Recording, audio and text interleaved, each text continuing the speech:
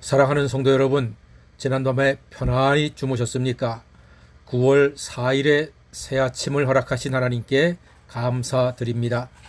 오늘 하루도 하나님의 은혜 가운데 안전 운전하시고 마스크 잊지 마시고 손도 잘 씻어 건강을 지켜내는 행복한 날이 되기를 간절히 소망합니다. 오늘은 예레미야 27장 12절로부터 22절까지 말씀을 함께 묵상하겠습니다. 모든 성도는 빌립보 4장 13절을 좋아합니다. 내게 능력 주시는 자 안에서 내가 모든 것을 할 수 있느니라. 이 얼마나 귀하고 복된 말씀입니까?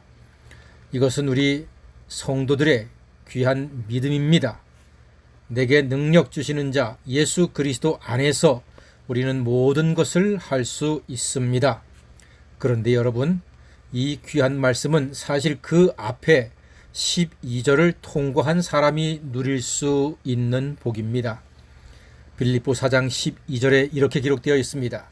나는 비천에 처할 줄도 알고 풍부에 처할 줄도 알아. 모든 일 곧 배부름과 배고픔과 풍부와 궁핍에도 처할 줄을 아는 일체의 비결을 배웠노라. 그렇습니다. 세상에 공짜는 없습니다. 12절의 대가를 지불한 사람이 13절을 누리게 되는 것입니다. 무슨 말입니까? 물질의 욕망을 뛰어넘었더니 그제야 주님의 능력 안에서 모든 것을 담대히 할 수 있게 되었다는 말입니다. 물질의 노예가 되어 물질에 사로잡힌 사람은 담대함과 참 자유가 없습니다. 비천에도 풍부에도 배고픔과 궁핍에도 처할 줄 아는 사람은 담대히 능력 주시는 주님 안에서 무엇이든지 할 수 있다는 말입니다. 즉, 살다 보면 어떠한 고난과 아픔과 환난이 우리에게 다가온다 할지라도 그 속에서도 주님 바라보고 주님 의심하지 않고 주님을 끝까지 믿을 때에 주께서 우리에게 그 시험과 환난과 고난을 이겨낼 수 있는 능력을 주신다는 말씀입니다. 그러므로 우리는 늘 하나님의 말씀의 깊은 뜻을 깨달아야 합니다. 하나님의 말씀을 깨달을 때 하나님의 자녀로서 온전히 살 수 있습니다. 예루살렘의 모든 것이 장차 바벨론으로 보내어지게 될 것이다. 특히 성전의 모든 예배를 위한 기구들이 바벨론에 다 갈 것이다. 빼앗길 것이다. 하나님께서 그렇게 말씀하셨습니다. 이스라엘에게는 엄청난 충격의 말입니다. 말도 안 되는 일이 일어날 것이라고 하나님이 말씀하십니다. 마지막 자존심이거든요. 성전의 모든 기구들을, 이거는 하나님께 예배드리는 기구들인데 그것들을 이방 나라에 빼앗긴다? 다 그들이 가져간다? 이거는 자존심이 허락하지 못할 정말로 수치스럽고 부끄러운 불명예스러운 일입니다. 여기서 거짓 선지자는요, 이스라엘 백성들에게 속히 돌아오게 될 것이다. 이렇게 이야기합니다. 걱정하지 마라. 속히 돌아온다니까. 이게 거짓 선지자의 이야기입니다. 그래서 예레미야가 경고합니다.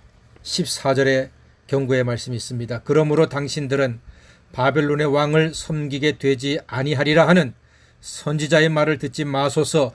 그들은 거짓을 예언함이니이다. 예레미야가 경고합니다. 충고합니다. 바벨론 왕을 섬기지 않는다. 이 말을 믿지 말라는 이야기예요.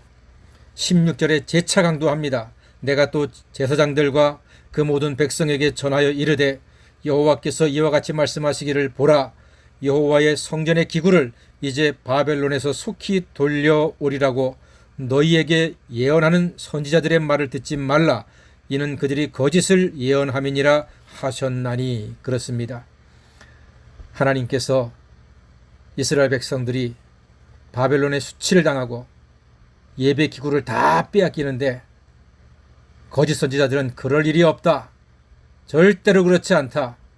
이런 말을 하게 될 텐데 그런 거짓 선지자의 말을 듣지 말고 속지 말라. 오늘 그렇게 예레미야가 말하고 있습니다.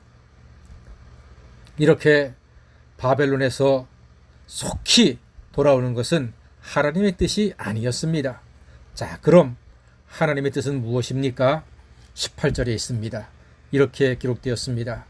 만일 그들이 선지자이고 여호와의 말씀을 가지고 있다면 그들이 여호와의 성전에와 유다의 왕의 궁전에와 예루살렘에 남아있는 기구를 바벨론으로 옮겨가지 못하도록 만군의 여호와께 구하여야 할 것이니라. 이렇게 말씀하지요.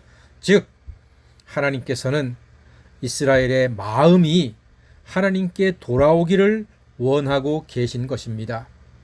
하나님께서는 이미 결심하셨습니다.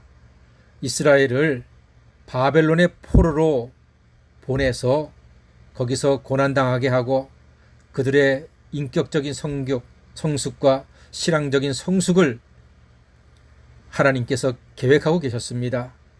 그런데 바로 그 속에서 이스라엘 백성들은 하나님을 더욱더 의지하고 하나님 바라보고 바벨론으로 옮겨가지 못하도록 만군의 여호와께 구하여야 할 것이다. 하나님을 더욱더 의지하라는 말이죠. 하나님께 기도하라는 말이었습니다. 이스라엘의 주권 회복보다 백성의 믿음 회복이 하나님께는 더 소중한 일이었습니다. 하나님의 뜻은 바벨론 포로 생활에 비천에 처할 줄도 알아야 이스라엘이 범사에 감사하게 되고 하나님을 의지하게 되고 말씀에 순종하는 능력 있는 삶을 살 수 있다고 하나님께서 계획하시고 말씀하시는 것입니다. 지금은 우리가 코로나 때문에 대단히 힘들고 어려운 가운데 있습니다. 어쩌면 코로나가 일찍 소멸되기보다 우리가 하나님을 사랑하고 이웃을 사랑하고 세상을 사랑하게 되는 것이 하나님의 뜻인지 모르겠습니다. 우리는 그동안 하나님을 깊이 사랑하지 못했습니다. 이웃을 진심으로 사랑하지 못했습니다. 이 세상과 자연을 정말로 기뻐하고 즐거워하고 사랑하지 못했습니다.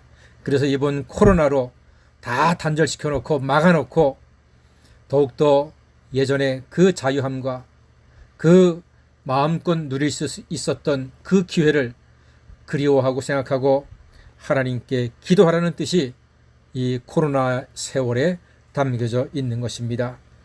그러므로 사랑하는 성도 여러분들, 우리 앞에 있는 세상 일에 일비하지 말고 온 세상을 당신의 뜻에 따라 통치하시는 하나님의 지혜와 능력을 믿고 인내하고 예배드림으로 하나님의 회복시키시는 은혜를 누리시는 자녀, 지혜로운 자녀가 되시기를 주님의 이름으로 간절히 축원합니다. 아멘. 기도하겠습니다.